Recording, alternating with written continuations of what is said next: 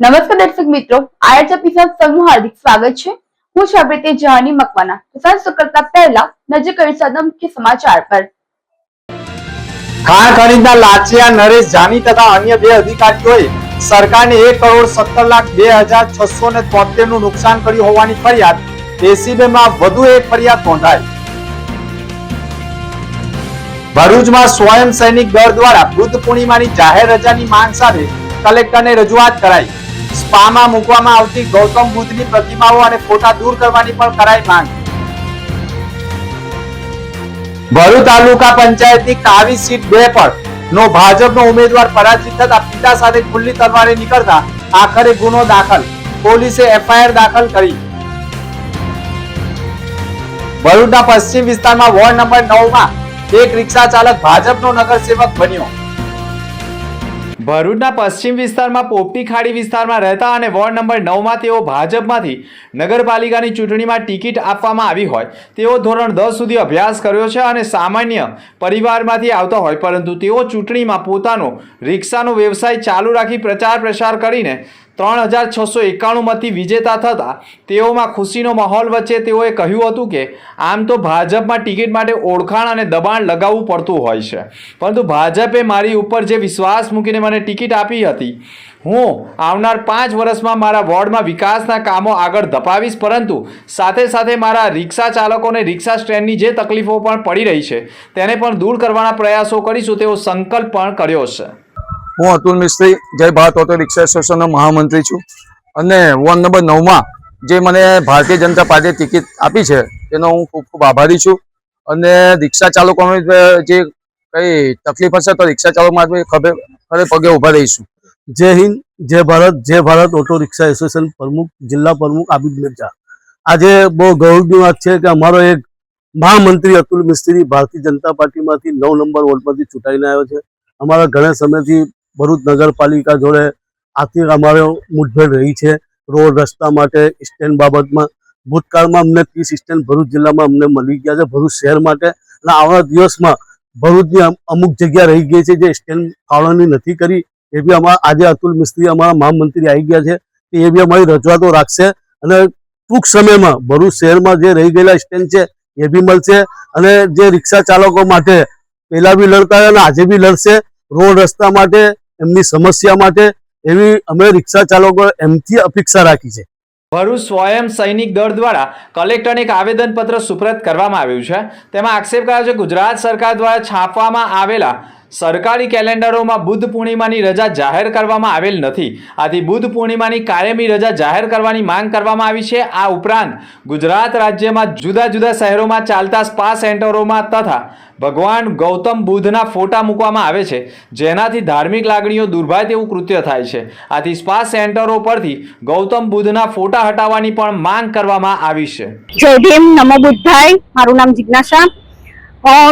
આપણે આજે ત્રિવિધ બુદ્ધ પૂર્ણિમા છે અને તે નિમિત્તે સ્વયં સૈનિક દળ દ્વારા રેલી કરી અને સરકારશ્રીને આવેદન કરવામાં આવે છે કે આજે જેમ બધા તહેવારોની રજાઓ જાહેર કરવામાં આવે છે તેમ આજે બુદ્ધ પૂર્ણિમા છે તો સરકારી કેલેન્ડરમાં બુદ્ધ પૂર્ણિમાની રજા જાહેર કરવામાં આવે એવી મારી નમ્ર અપીલ છે। અને બીજું કે જે સ્પા સેન્ટરો ચાલે છે દરેક જગ્યાએ તે સ્પા સેન્ટર ઉપરથી તથાગત બુદ્ધના સ્ટેચ્યુ હટાવવામાં આવે અને એમના ફોટો એમનું નામ જે કઈ છે તે હટાવવામાં આવે, કેમ કે અસામાજિક તત્વો દ્વારા એનો ખોટી રીતે દુરુપયોગ થાય છે તે દૂર કરી અને આ કાર્યને વહેલી તકે પૂર્ણ કરે।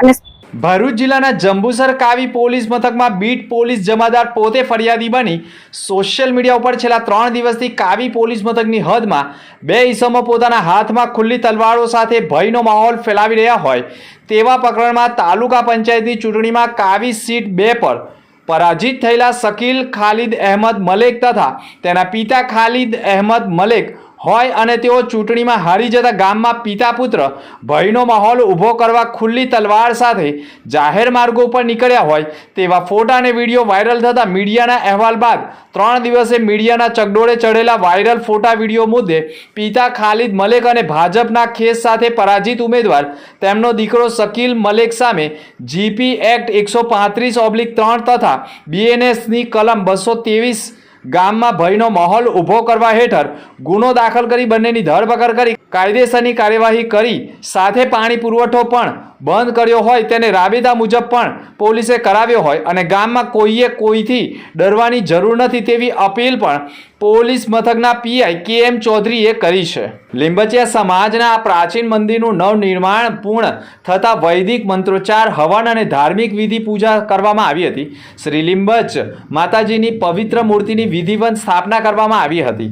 સમગ્ર મંદિર પરિસરમાં ભક્તિભાવથી ગુંજી ઉઠ્યું હતું અને માતાજીના જયઘોષ સાથે વાતાવરણ ધાર્મિક બની ગયું હતું. આ પવિત્ર પ્રસંગે લીંબચિયા સમાજના મોટી સંખ્યામાં ભક્તજનો ઉપસ્થિત રહ્યા હતા અને માતાજીના આશીર્વાદ પ્રાપ્ત કર્યા હતા. મહોત્સવ દરમિયાન ભક્તો માટે પ્રસાદનું પણ આયોજન કરવામાં આવ્યું હતું. આ ઉપરાંત સમાજના વિકાસને ધ્યાનમાં રાખીને મંદિર પરિસરમાં એક વિશાળ હોલનું નિર્માણ કરવામાં આવ્યું છે, જેમાં સમાજના લોકો ભવિષ્યમાં વિવિધ ધાર્મિક અને સામાજિક કાર્યક્રમો યોજી શકે. આ રીતે ભવ્ય પુનઃ પ્રાણ પ્રતિષ્ઠા મહોત્સવ સાથે સમાજમાં આનંદ અને ભક્તિનો માહોલ સર્જાયો હતો. ભરૂચ તાલુકાના જૂના તવડા ગામે પાવન સલીલા મા નર્મદા નદીના કિનારે આવેલા મંગલ મઠ કબીર આશ્રમ ખાતે દર મહિનાની પૂનમોની ઉજવણી કરવામાં આવતી હોય છે. વૈશાખ સુદ પૂનમની ઉજવણી કરવામાં આવી હતી. સાથે તાજેતરમાં યોજાયેલી સ્થાનિક સ્વરાજ્યની ચૂંટણીમાં ભરૂચ સુકલતીર્થ જિલ્લા પંચાયત 28 પરના ભાજપના ઉમેદવાર જયરાજસિંહ નરેન્દ્રસિંહ પરમાર કે જેઓ સ્થાનિક સ્વરાજ્યની ચૂંટણીમાં સુકલતીર્થ 28 જિલ્લા પંચાયત ચૂંટણીમાં ભવ્ય વિજય થતા તેઓનું પણ સમસ્ત મંગલમઠ કબીર પરિવાર દ્વારા તેઓનું સન્માન કરવામાં આવ્યું હતું.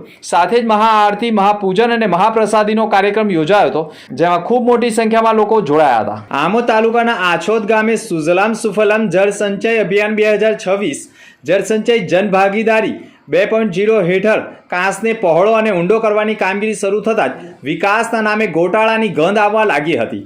18/3/2026ના રોજ કાર્યપાલક ઇજનેરની કચેરી મધ્યમ સિંચાઈ યોજના વિભાગ દ્વારા સ્પષ્ટ હુકમ કરવામાં આવ્યો હતો. કુદરતી પ્રવાહને અનુરૂપ 1.2 મીટર પહોળાઈ, આશરે 2 કિમી લંબાઈ અને કુલ 2 લાખ ઘન મીટર માટી ખોદવાની મંજૂરી. નિયમ સ્પષ્ટ. આ માટીનો ઉપયોગ પાળા, સરકારી કામો અને ખેડૂતોના હિતમાં થવો જોઈએ.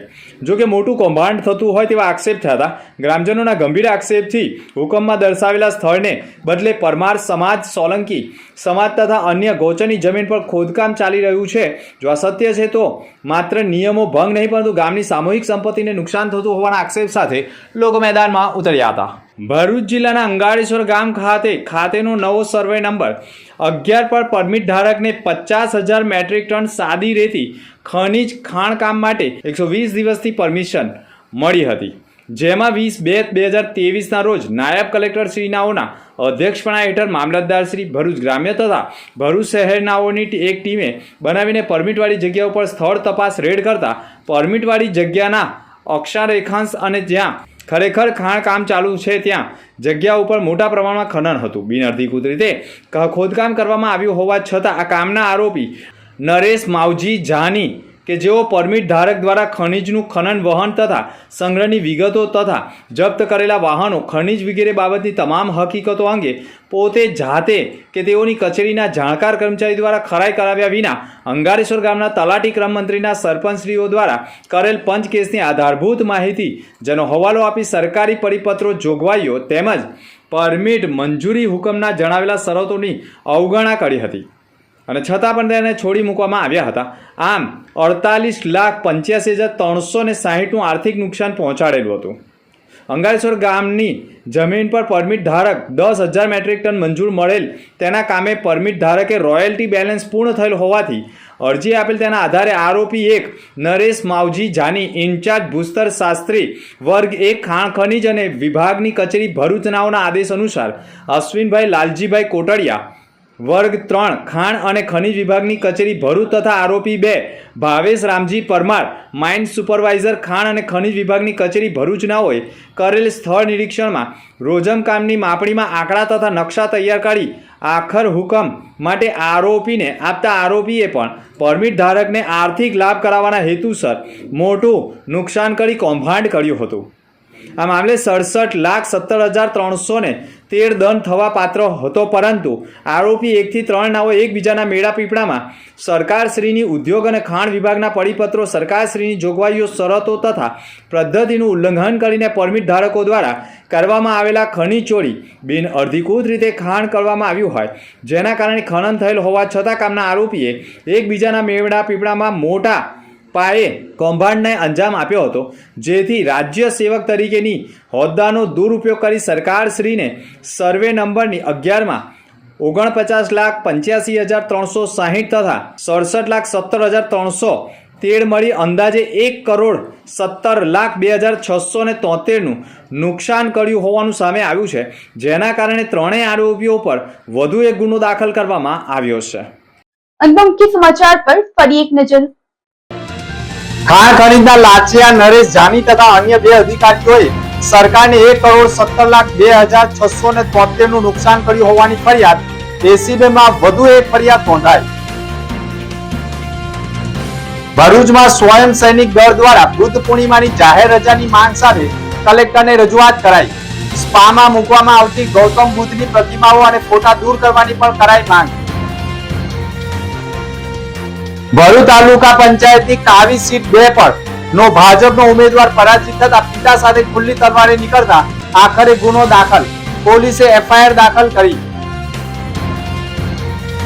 ભરૂચના પશ્ચિમ વિસ્તારમાં વોર્ડ નંબર 9માં એક રિક્ષા ચાલક ભાજપનો નગરસેવક બન્યો. તો આ હતા સમાચાર. નવા સમાચાર સાથે ફરી મળીશું. નમસ્કાર.